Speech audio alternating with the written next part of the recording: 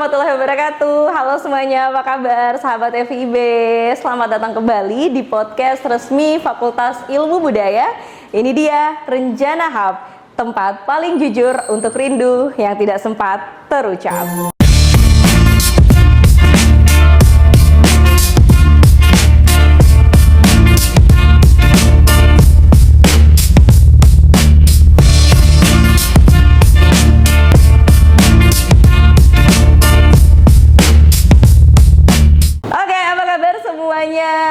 Bicara tentang rindu ini, saya sudah rindu sekali rasanya ya. Sudah hampir sebulan ya sejak episode Renjana Hub yang pertama tayang. Dan episode pertama bersama Dekan Fakultas Ilmu Budaya Ibu Nurain Jalaluddin. Dan ya, saya sudah kangen sepertinya ya datang ke sini, datang ke podcast ini, bercuap-cuap ya. Dan tentu saja hari ini kita juga akan mendatangkan seseorang, guest star kita yang tidak kalah penting dari Dekan Fakultas Ilmu Budaya. Tapi pasti sebelum saya ini ya pasti bertanya-tanya ya, kok saya menggunakan jersey? Wow, langsung heboh ya. Kebetulan hari ini, syuting kita hari ini yaitu di tanggal 1 Juli, itu Prancis baru saja menang. Aplausnya dong.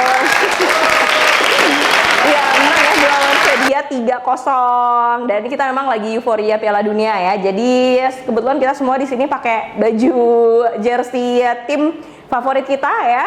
Ada Spanyol, ada Brazil, pokoknya kita semua lagi heboh lah Piala Dunia. Oke, dan bintang tamu kita hari ini kita akan lihat bersama-sama ya, apakah beliau juga menggunakan jersey tim favoritnya dan apakah tim favoritnya juga masih masuk ke 16 besar. Kita nanti lihat sama-sama. Sebagai bocoran, hari ini kita akan berbincang-bincang terkait dengan kemahasiswaan, alumni dan kerjasama.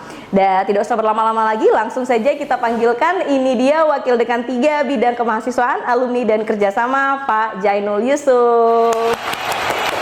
Selamat datang Bapak. Coba kita lihat dulu ini jersinya apa?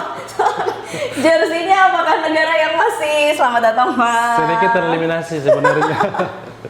Saya mau tahan ketawa dari tadi, tapi ya sudahlah. Silakan duduk Pak Jainul. Wah, senang sekali kita hari ini kedatangan Pak Wakil Dekan 3 Bidang Kemahasiswaan, Alumni dan Kerjasama ya Pak ya. Benar. Tapi ini mukanya agak sedih Pak. Kenapa ini? Karena timnya kalah atau gimana nih Pak? Ya begitulah, mungkin karena kerjasama ada kekurangan di tim Jerman. Kayaknya banyak kekurangan Pak. Tapi kita ambil hikmahnya. Wah, ambil hikmahnya ya Pak. Semoga ke depan lebih baik lagi. Hari ini juga kalau misalnya Perancis kalah, kayaknya Tung terjadi pakai jersey sama Pak. Untung Perancis menang ya. Oke Pak, berarti sudah fans Jerman sejak lama nih Pak? Fans Jerman itu sejak kami masih kuliah. Wow. Sejak ke bola Piala Dunia di tahun 2002 ya, 2002. Ya, betul. 2002 itu sudah mulai fans dengan kenal hati dengan Jerman. Berarti waktu kuliah dulu juga suka main bola Pak? Kalau main bola sih di SMP sampai SMA. Iya, karena kuliah kan sudah agak sibuk kan, jadi lebih ke menjadi aktivis ya Pak ya. Lebih sibuk pada kemahasiswaan. Betul. Berarti menyukai bola sudah dari dulu. Namun sayangnya nih ya Pak ya, kandas nih Jerman di babak penyisihan 32 besar ini. Bagaimana nih menurut? Iya, karena memang ada banyak hal yang kurang di tim, terutama pada lini belakang. Ya, sehingga itu juga mempengaruhi tim untuk bertanding. Iya, betul. Apalagi lawannya Jerman itu kan juga hebat juga. Paraguay itu salah satu tim yang kuat di Copa America. Dia juga masuk sering juara juga di Copa America. Iya. Nah, berarti kan ya Pak, kira-kira ya setelah kandas nih ya, apa nilai-nilai yang bisa diambil ya dari sepak bola ya untuk para mahasiswa deh kita? Iya, kalau saya melihat untuk mahasiswa ya, bola ini kan pertama harus ada kerjasama. Iya. Kerjasama yang baik antara semua lini dari depan, tengah hingga belakang. Nah ini butuh kerjasama yang baik. Seseorang yang kemudian mencetak gol itu juga kan harus butuh operan-operan atau ada pemain-pemain yang harus mengoper kepada di depan sehingga bisa menciptakan gol. Begitu juga mahasiswa. Mahasiswa nilai-nilai mahasiswa yang perlu diambil hikmah adalah di mahasiswa itu juga butuh kerjasama. Apalagi mahasiswa itu kan ada tugas kelompok. Iya, benar sekali. Terus juga ada masuk di kepanitiaan dan juga dalam organisasi. Betul, sehingga itu butuh satu kerjasama yang baik. Tidak mungkin seseorang yang hanya istilahnya hanya tidak boleh mementingkan kepentingan pribadi, tetapi butuh kekompakan semua tim. Terus juga disiplin juga penting karena seseorang yang berlatih, seorang pemain itu kan berlatih, seorang pemain yang profesional. Itu di latihan kan berjam-jam. Betul. Nah, itu makanya juga di mahasiswa juga demikian, butuh kedisiplinan juga. Tidak mungkin seseorang yang butuh nilai bagus lalu juga dia malas kuliah. Nah, bagaimana dia bisa punya nilai yang baik? Ya, dia harus rajin kuliah. Disiplin kuliah. Rajin bikin buat tugas. Benar sekali. Buat proyeknya ya, Pak. Betul. Jadi nilai sportivitas, disiplin paling penting, dan tentunya kerjasama. Yang baik. Oke, sebenarnya kalau bahas bola ini panjang nih ya. Kita tidak akan lagi bahas tentang bola panjang-panjang karena saya juga bukan pengamat. Bapak juga habis mengamati timnya yang kalah. Mohon maaf ya Pak, saya dari tadi mengejek terus ya tadi. Mengejek terus. Mohon maaf. Oke, mungkin kita pindah dulu sekarang ke bagian kemahasiswaan nih Pak. Nah, tiap tahun kan FIB selalu mendapatkan mahasiswa-mahasiswa baru gitu ya Pak, dari beberapa jalur seleksi. Boleh dijelaskan Pak, jalur seleksi yang dibuka kemarin apa saja? Iya, jadi beberapa tahun terakhir kan kita ada 3 jalur ya dalam pendaftaran mahasiswa baru itu. Pertama adalah seleksi berdasarkan prestasi. SNBP. Nah, itu pendaftarannya di awal tahun. Di bulan Februari Maret. Nah, ini tapi itu juga sekolah-sekolah terbatas juga.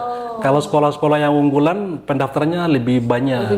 Sementara sekolah-sekolah yang punya akreditasi di bawah unggul, nah itu punya pendaftarannya juga terbatas. Ada kadang kuotanya cuma 4 satu sekolah. Jadi diberikan kuota ya Pak? Iya, diberikan kuota dari kementerian itu.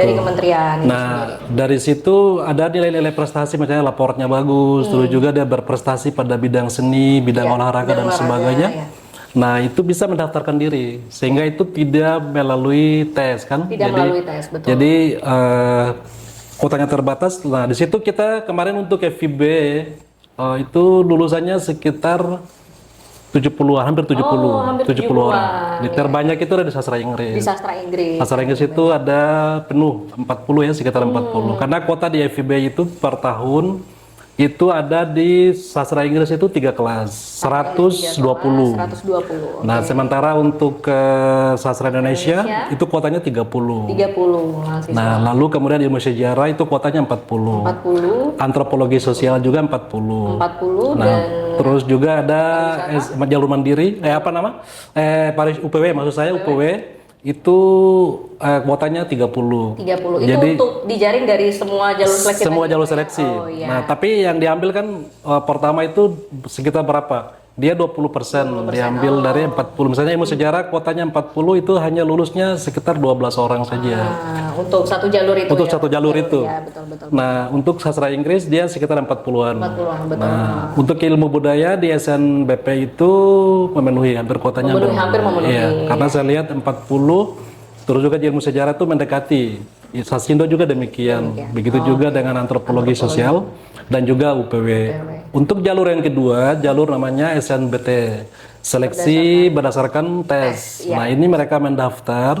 Nah, ini terbuka. Ini terbuka untuk ke mereka-mereka yang kemudian kelas 3 yang sudah ujian maupun yang sudah lulus beberapa tahun terakhir. 3 tahun terakhir. 3 tahun terakhir belum kuliah, mau kuliah berarti lewat jalur ini ya Pak? Jalur SNBT itu.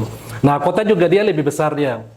Kuotanya dia di atas 40%. Di atas 40%. Nah, saya lihat kemarin untuk ilmu budaya juga di angka sekitar 70-an juga.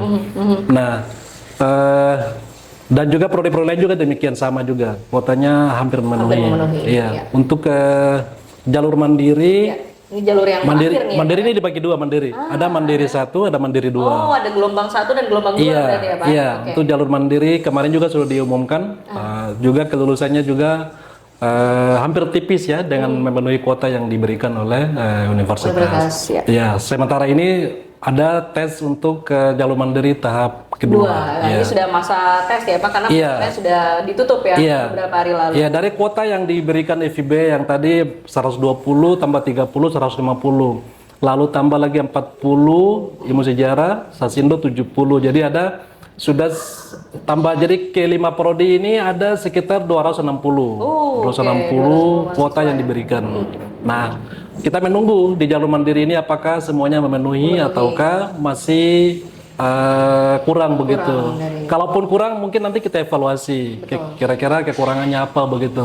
Sehingga kita bisa mengevaluasi dari situ, kita ke depan juga mungkin nanti sosialisasi lebih gencar lagi. Memperkuat sosialisasi berarti ya. Tetapi berarti pengamatan sampai selama ini Pak, sampai detik ini kira-kira ada peningkatan ataukah sedikit penurunan? Dia sebenarnya saya melihat ada kuota yang diberikan. Saya sebenarnya 8 fakultas ini kan di universitas 8 fakultas kan. Nah, mestinya di jalur mandiri tahap 2 ini beberapa fakultas itu sudah harus ditutup. Saya melihat bahwa dari 8 fakultas itu yang sudah kuotanya penuh itu ada di kedokteran sama di hukum. Nah, mestinya selama ini mahasiswa lebih mendaftar itu kan di 4 fakultas. Pertama kedokteran, yang kedua adalah hukum, lalu teknik sama ekonomi.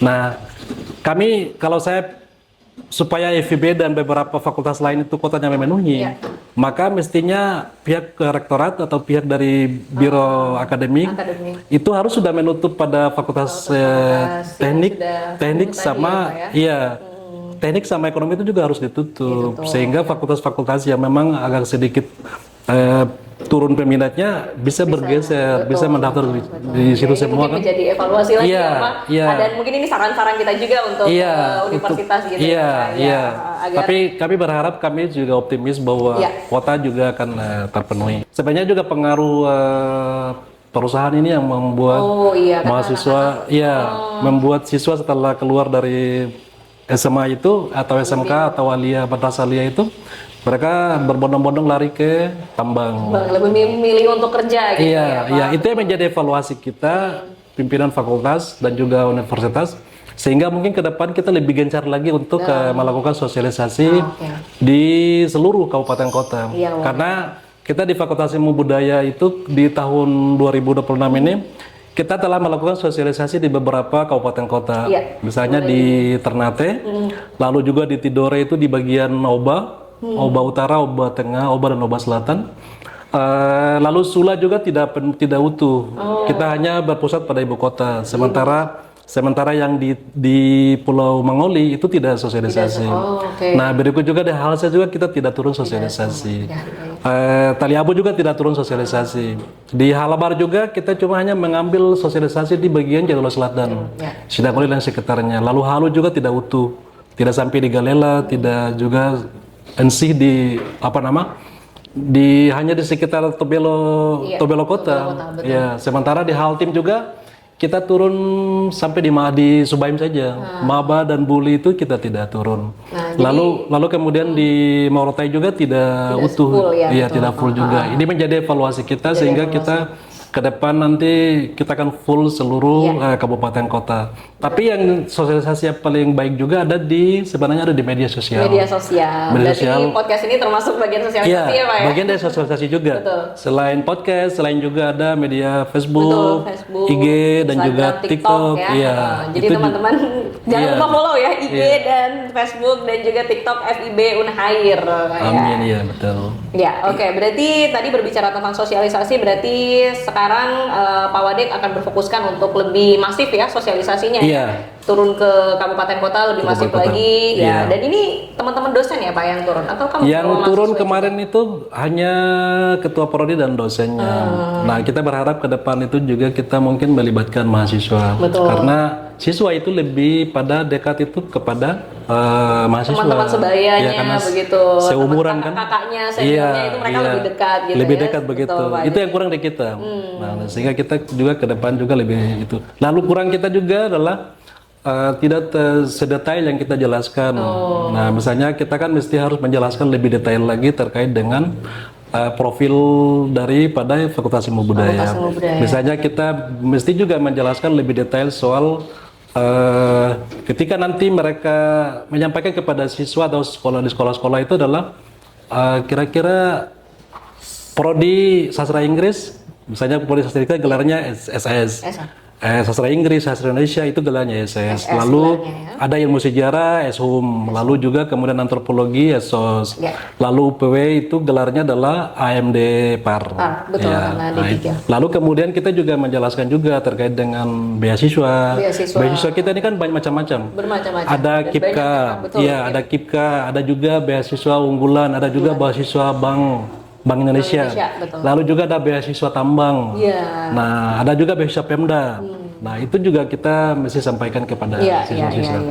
Lalu juga kemudian setelah mereka lulus kerjanya di mana saja. Jadi lulusannya mau jadi apa ini masuk FIB ini? Iya, lulusannya kita ini kan terserap di semua instansi. Taruhlah ada guru, ada jadi dosen, ada juga menjadi ASN atau PNS di pemerintah provinsi, kabupaten kota, lalu dinas pariwisata. Lalu juga menjadi duta bahasa, terus juga di Balai Pelestarian Kebudayaan. Pokoknya di lembaga-lembaga itu banyak gitu ya sebenarnya. Ada juga yang sampai jadi anggota, jadi penyelenggara pemilu. Iya, lalu juga menjadi TNI Polri, anggota TNI Polri. Nah, itu juga penting untuk kita sosialisasikan kepada sekolah-sekolah yang kita tuju begitu. Betul. Nah, ini sudah bersosialisasi nih Pak ya. Semoga teman-teman adik-adik siswa ya SMA yang nonton ini juga bisa menjadi acuan ya, bahwa tadi sudah dijelaskan sama Pak Wade profil lulusan kita ya, kemudian beasiswanya apa saja gitu, dan selanjutnya memang harus adik-adik ini lebih berinisiatif untuk cari juga ya Pak ya. Kita memberikan informasi, tetapi mungkin sebagai siswa adik-adik harus tetap mencari dan kita bisa mendapatkan info-info itu di sosial media kita tentunya. Benar. Jangan lupa follow pokoknya ya. Oke Pak, itu tadi masalah sosialisasi. Nah, sekarang kan kita memang sudah pada tahap mahasiswa baru ya, sudah di seleksi mandiri gelombang 2, dan teman-teman dari SNBT dan SNBP juga sudah masuk begitu ya. Mungkin bisa share ke kita Pak, bagaimana nanti pengenalan kampus atau PKKMB ya namanya ya Pak ya. Jadwalnya, kemudian apa saja sih yang harus dilakukan mahasiswa, dan apa sih tema tahun ini gitu kalau sudah ada gitu ya Pak? Iya, jadi PKKMB di Unhair, nah nanti dilaksanakan pada tanggal 3 Agustus. 3 Agustus. Itu tanggal 3 Agustus itu acara pembukaannya.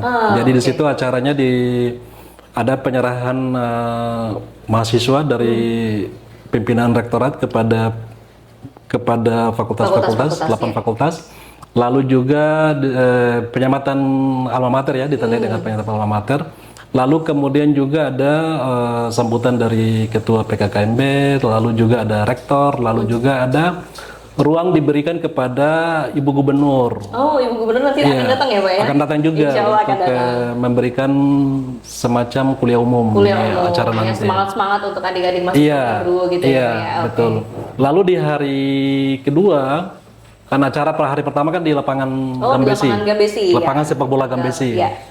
Lalu di hari kedua itu acaranya di universitas, di Aula Nuku. Aula Nuku di rektorat. Iya, tapi acaranya tidak melibatkan seluruh mahasiswa untuk hadir.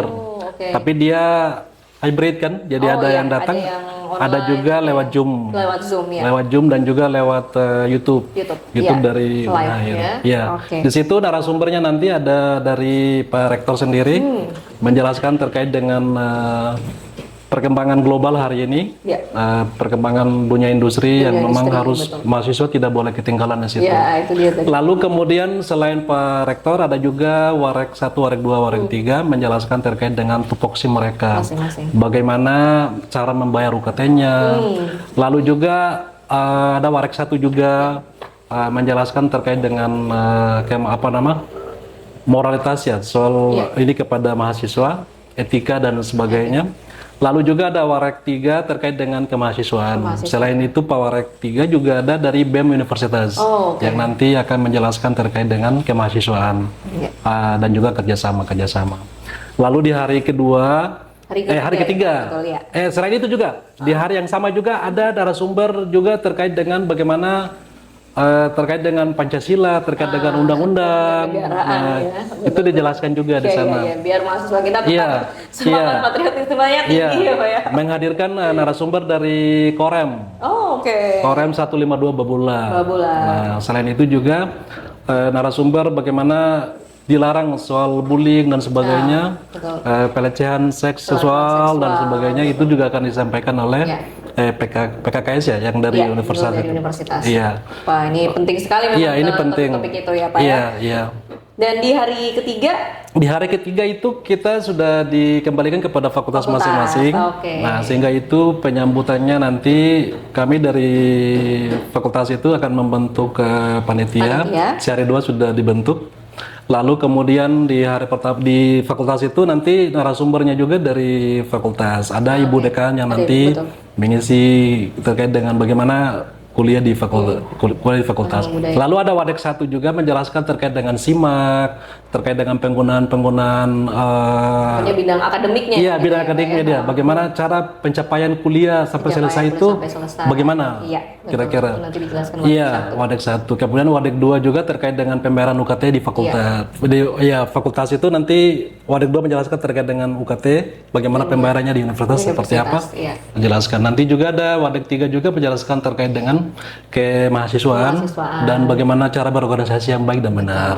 Dan juga narasumber juga dari BEM, dan kami juga sudah mengundang anggota DPD RI, Bapak Hasbi Yusuf, untuk menyampaikan bagaimana memotivasi kita mahasiswa kita agar mahasiswa kita tuh berprestasi dan juga cerdas-cerdas begitu. Iya, berprestasi tidak hanya di bidang akademik tetapi juga di luar bidang akademik gitu ya Pak ya. Wah, berarti ini sudah tidak sabar nih pasti mahasiswa baru FIB ini akan bertemu dengan anggota DPR RI. Ya, ada Pak Hasbi Yusuf nantinya datang. Iya, lalu kemudian di waktu siang itu nanti diisi oleh ketua-ketua prodi, ketua-ketua prodi dan juga para dosen yang ingin mengenal lebih dekat dengan mahasiswa, bagaimana cara kuliah di program studi yang baik dan benar. Itu juga akan dijelaskan oleh Bapak Ibu Kaprodi. Lalu juga ada koordinator pengurus HMJ, Himpunan Mahasiswa Jurusan atau Himpunan Mahasiswa Program Studi juga ikut terlibat juga menyampaikan bagaimana berorganisasi di lingkungan Fakultas Ilmu Budaya. Oke, berarti ini secara garis besar sudah siap lah ya Pak Fakultas menyambut mahasiswa-mahasiswa baru kita ya. Insya Allah siap. Insya Allah siap. Oke, jadi adik-adik tidak perlu ragu, langsung saja jangan lupa daftar ulang gitu ya Pak, melakukan pembayaran UKT dan lain-lain, sehingga nanti kita akan berjumpa di Insya Allah tanggal 5 Agustus ya Pak ya, di Fakultas dan di Universitas nanti tanggal 3 Agustus. Gitu. Amin ya. Oke Pak, tadi Bapak sudah singgung-singgung sedikit tentang HMJ, kemudian tentang BEM Fakultas. Nah, boleh kasih tahu kita sedikit Pak, ini mahasiswa baru nih kan mau datang ke sini ya, mau ikut berorganisasi. Kira-kira ada organisasi-organisasi apa saja yang ada di FIB ini Pak? Di organisasi internal ya, sebenarnya organisasinya kan ada 2. Ada organisasi internal dan juga organisasi eksternal. Internal ini kan macam-macam, ada di tingkat HMJ di program studi namanya Himpunan Mahasiswa Jurusan atau Himpunan Mahasiswa Program Studi. Himapro ya Pak? Himapro. Jadi di Ilmu Budaya ada 5 Himapro. Himapro Sastra Inggris, Himapro Sastra Indonesia, Himapro Sejarah, Antropologi Sosial, dan juga UPW. Ya, selain itu juga ada punya UKM-UKM-nya. UKM itu ada kegiatan mahasiswa ya. Ada mantra.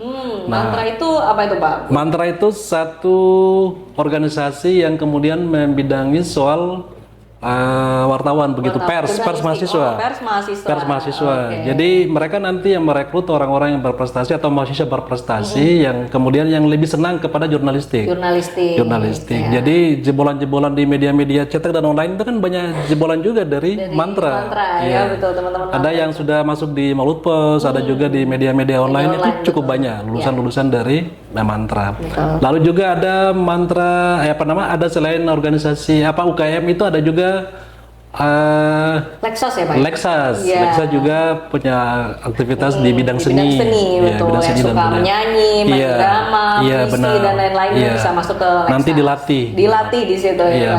Oke. Lalu juga ada BEM, Badan Eksekutif Mahasiswa yang punya fakultas. Nah, ini juga bagus organisasi ini yang menghimpun mahasiswa-mahasiswa yang berprestasi juga, yang senang dengan organisasi. Nah, selain intra, juga ada ekstra kampus. Itu juga sangat penting membantu mahasiswa dalam rangka untuk mengoptimalkan diri, mengoptimalisasi potensi dirinya. Nanti skillnya dia begitu. Jadi organisasi luar juga cukup banyak. Ada HMI, Himpunan Mahasiswa Islam, ada Pergerakan Mahasiswa Islam Indonesia, ada Ikatan Mahasiswa Muhammadiyah, lalu juga ada GMNI, Gerakan Mahasiswa Nasional Indonesia, ada juga Gamhas, ada juga Samurai. Nah, cukup banyak. Cukup banyak. Itu tidak hanya di fakultas tapi universitas ya Pak ya? Universitas juga, iya. Jadi kalau masuk ke situ bisa ketemu banyak teman dari satu universitas. Organisasi ini penting, cukup penting karena itu juga akan bagaimana mengoptimalisasi diri itu dan juga potensi dan juga pengalaman. Kan kuliah ini kan cuma 4 tahun. 4 sampai 7 tahun. Setelah itu mereka dilempar keluar. Mereka harus beradaptasi dengan dunia luar, dunia kerja yang begitu kompetitif. Dengan jutaan orang ini pasti orang yang punya skill dan punya potensi diri itulah yang nanti terpilih menjadi pemimpin di daerah ini, pemimpin di negeri ini. Betul. Jadi berorganisasi ini membuka kesempatan untuk mereka ya untuk kesempatan bekerja di dunia luar nanti. Nah, ini sebagai catatan ya buat adik-adik bahwa ya boleh tentu saja ya datang ke kampus hanya untuk kuliah, tetapi kalau boleh juga ya ada tambahan-tambahan yaitu tadi untuk berorganisasi untuk mengoptimalisasi tadi ya kata Pak Wadek. Sangat merugi kalau tidak organisasi. Tidak ikut organisasi. Apalagi kan kita tahu selama ini kan mahasiswa ini kan cuma 4K. Apa itu 4K Pak? 4K itu dari kampung, K pertama dari kampung, lalu ke kamar kos, lalu kemudian ke kampus. Lalu yang K terakhir itu kawin. Nah, ini sangat rugi kalau kemudian mahasiswa yang bersangkutan tidak mengambil kesempatan tersebut. Organisasi tadi. Betul. Jangan cuma jadi 4K tadi ya Pak. Betul. Berarti Pak Wadek juga waktu kuliah apakah ikut organisasi apa saja nih dulu? Saya ikut kuliah tuh masih kuliah tuh senang berorganisasi. Mulai dari saya di awal-awal tuh sudah menjadi ketua HMJ. Ketua HMJ lalu kemudian menjadi ketua 1 di BEM. Di BEM. Dulu namanya Fakultas Sastra dan Budaya. Sebelum berubah nomenklatur di tahun 2016. Nah, saya di ketua 1. Lalu kemudian di organisasi luar yang paling banyak. Organisasi luar tuh aktif di Pergerakan Mahasiswa Islam Indonesia, PMI. Lalu kemudian di organisasi lainnya adalah di KNPI. Komite Nasional Pemuda Indonesia. Yang terakhir ini di KONI. Di KONI ya bersama Pak Wagub juga ya. Dengan Pak Wagub juga. Nah, sudah bisa terlihat ya adik-adik ya bahwa semakin banyak organisasi nih ya bisa menjadi Pak Wadek sekarang ya wakil dekan. Semoga nanti bisa melaju sampai karena selain punya teman yang banyak, juga punya network itu lebih penting. Lalu kemudian punya teman yang banyak, selain itu punya memasang jaringan-jaringan sebenarnya. Semakin banyak, lalu lebih berharga lagi itu adalah ilmu dan pengetahuan. Itu ya yang paling penting. Dan pengalaman. Betul, dan pengalaman, apalagi pengalaman itu ya. Oke, tadi kita sudah bicara tentang organisasi, bahwa membuka kesempatan buat adik-adik ini. Kalau semakin banyak organisasi membuka kesempatan juga untuk menambah wawasan yang luas dan networking gitu ya. Nah, kalau sekarang nih Pak ya, bagaimana networking dengan alumni-alumni kita Pak? Dengan alumni-alumninya. Alumni kita ini kan cukup banyak ya, cukup banyak yang tersebar di hampir seluruh instansi dan juga sampai alumni-alumni kita kan sampai jadi kepala desa dan sebagainya. Dari atas sampai turun ke bawah. Nah, sampai detik ini kita belum terlalu, tapi kita punya ada WA group alumni, baik itu di prodi maupun itu di fakultas. Jadi ada alumni ilmu budaya, lalu ada alumni di program studi masing-masing. Sejauh ini kita sudah menjalin hubungan yang cukup baik.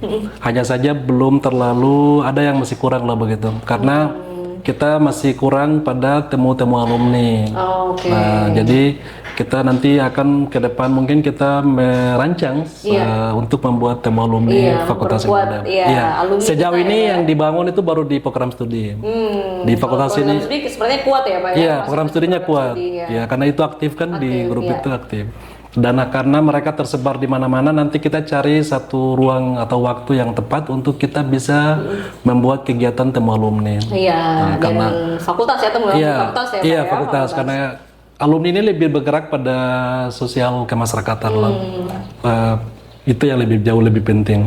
Oke Pak, tadi itu dengan alumni. Nah, bagaimana kerjasama dengan lembaga-lembaga di luar kampus Pak? Iya, sejauh ini kami sudah, karena kami kan dilantik 21 April, artinya kami itu baru 2 bulan 10 hari. Hampir 2 bulan. 2 bulan 10 hari ini kami telah melakukan beberapa kerjasama, di antaranya dengan ISDIK Kiraha. Iya, jadi PKS-nya sudah PKS-nya. Nah, implementasinya juga sudah, implementasi kerjasamanya juga sudah, di mana para dosen-dosen di ilmu budaya dikirim untuk memberikan kuliah-kuliah umum di sana, kuliah umum di sana. Lalu kemudian ada juga di Yayan Ternate. Nah, itu juga kami sudah melakukan kerjasama dengan salah satu fakultas, namanya Fakultas Usluhuddin. Oke. Iya, jadi PKS-nya juga sudah, tapi implementasinya juga sudah, di mana para dosen-dosen kami di ilmu budaya mengisi podcast dan juga memberikan kuliah umum di sana. Lalu kemudian ada UNG, Universitas Negeri Gorontalo. Iya, Negeri Gorontalo juga kami sudah melakukan perjanjian kerjasamanya. Lalu juga mengisi kuliah tamu juga di sana. Dan sekarang juga barusan kami juga kerjasama dengan Dinas Pendidikan dan Kebudayaan. Provinsi Maluku Utara, ya itu juga sudah tanda tangan PKS-nya dan implementasinya juga sudah. Di mana dosen-dosen ilmu budaya, terutama di antropologi sosial dan ilmu sejarah, diambil menjadi tim ahli cagar budaya di sana di apa nama dinas. Lalu kemudian ada kegiatan-kegiatan dosen yang dinas melibatkan, misalnya ada pengambilan data cagar budaya di Halmahera Timur dan sekitarnya. Ya. Lalu sekarang kami juga sedang menjalin kerjasama dengan Balai Pelestarian Kebudayaan. BPK ya. Ya, seri 2 akan ditandatangani kerjasamanya. Karena dosen-dosen terutama di sejarah, ilmu sejarah dan antropologi sosial sering dilibatkan pada kegiatan-kegiatan penelitian di Maluku Utara, ada di Kejelolo, Kesanana dan sebagainya. Lalu kami juga sekarang lagi membangun kerjasama dengan UNY Negeri Yogyakarta. Sekarang kami sudah menyurat, tinggal minta persetujuan dari dekan di sana. Implementasinya nanti bagaimana itu? Implementasinya nanti ada kuliah bersama, ada juga riset bersama. Ada dosen-dosen kami di ilmu sejarah, Ibu Mibarjia misalnya, sering melakukan riset dengan mereka. Lalu juga dengan UGM juga kan sudah. Nah, implementasinya juga sudah banyak, di mana dosen-dosen dari UGM juga sering ke Maluku Utara mengisi kuliah umum dan juga hasil penelitiannya. Ada Pak Prof Margana dan juga ada Ibu Dr. Tuti Pangestuti. Nah, itu juga mengisi kegiatan kami di sini. Lalu juga sekarang dibangun juga ada dengan di Ponegoro, Undip. Juga kami sudah menyurat ke sana, insya nanti akan ditindaklanjuti lagi, Pak. Oke, Pak Wadek, ini walaupun baru 2 bulan 10 hari, sepertinya kerjasamanya sudah banyak ya, tidak hanya bersama alumni, tapi juga bersama instansi dan lembaga-lembaga lainnya. Kita berharap semoga semakin banyak kerjasama FIB ini agar FIB semakin baik lah ya Pak ya untuk kedepannya. Amin ya. Masih ada beberapa tahun nih Pak Wadek menjadi Wadek ya. Ada 3 bulan. 3 tahun. 3 tahun 8 bulan sekian. Mas sudah dihitung sama Bapak. Oke, amin, semoga lebih baik lagi. Amin. Oke, Pak Wadek, sebelum closing seperti kemarin di sesinya Ibu Dekan, saya juga akan sedikit main game ya, jawab spontan nih untuk Pak Wadek ya. Saya sudah siapkan di sini. Tenang Pak Wadek, ini bukan yang susah-susah kok ya. Yang pertama, Pak Wadek harus langsung jawab ya, memilih salah satu ya. Pilih nonton bola di stadion atau di rumah? Di rumah. Oh, di rumah ya. Berarti kemarin waktu Maluku United main udah nggak sering nonton, Pak? Sering juga, cuma lebih enak di rumah karena ya? ada kopi, ada rokok, ada cemilan-cemilannya. Oke, selanjutnya Bapak, Pak Wadek lebih suka main bola atau mending jadi pelatih? Pelatih. Oh, jadi pelatih. Karena sudah usia kan. Iya. Kayaknya Pak kameramen sana juga sebaiknya sudah usia.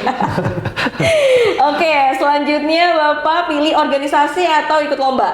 Organisasi, betul. Ini jiwanya Bapak ini adalah jiwa organisasi ya. Event budaya atau event olahraga? Event budaya dan olahraga. Oh ya, tidak bisa dipisah ini ya Pak. Harus jadi satu nih, event budaya dan event olahraga. Prancis, Argentina, Pak? Prancis. Prancis. Harus Prancis. Yang Spanyol nggak mau kalah. Ya, tapi untuk juara Pildun 2026 itu dipastikan antara Portugal. Prancis, Bapak. Portugal sama Argen. Argen. Tapi yang juara adalah Portugal. Masa tidak mungkin saya di Prancis. Bagaimana yang pendukung Spanyol dan Brasil? Spanyolnya. Spanyol. Oke, terakhir Pak, 3 kata untuk mahasiswa FIB. Cerdas, hebat, organisasi. Pokoknya harus ada organisasi ya. Oke Pak Wadek, mungkin bisa kasih closing statementnya nih, pesan-pesan untuk mahasiswa baru atau untuk mahasiswa yang sekarang dan semuanya deh pokoknya Pak. Closing statementnya. Untuk mahasiswa baru diharapkan seluruhnya untuk mengikuti PKKMB. Karena di PKKMB itu dunia kampus akan disampaikan semuanya. Ya. Tertinggal sedikit saja, itu tertinggal informasi cukup jauh. Oke. Dan untuk mahasiswa aktif, rajinlah berorganisasi, tapi juga tidak kalah harus tetap kuliah dan cepat selesai tepat waktu. Amin. Salam ilmu budaya. Salam ilmu budaya. Waduh, itu ya tadi pesan-pesan atau closing statement dari Pak Wadek mengingatkan kepada mahasiswa yang baru dan juga mahasiswa aktif. Oke Pak Wadek, saya izin closing dulu ya. Menjadi mahasiswa bukan hanya tentang mengejar gelar, tetapi juga tentang menemukan ruang untuk bertumbuh, menghargai perbedaan, berani mencoba, dan terus berkembang menjadi versi terbaik dari diri sendiri. Karena suatu hari nanti yang paling dikenang bukan hanya tentang pembelajaran di ruang kelas, tetapi juga tentang pengalaman serta tentang apa yang dikenang selama menjadi mahasiswa. Baik, saya Rati Pratiwi pamit undur diri. Jangan lupa like, comment, and subscribe dan juga nyalakan lonceng notifikasinya agar tidak ketinggalan episode-episode terbaru dari Rencana Hub. Sampai jumpa di episode Rencana Hub berikutnya, karena setiap cerita selalu membawa rencana. Bye-bye!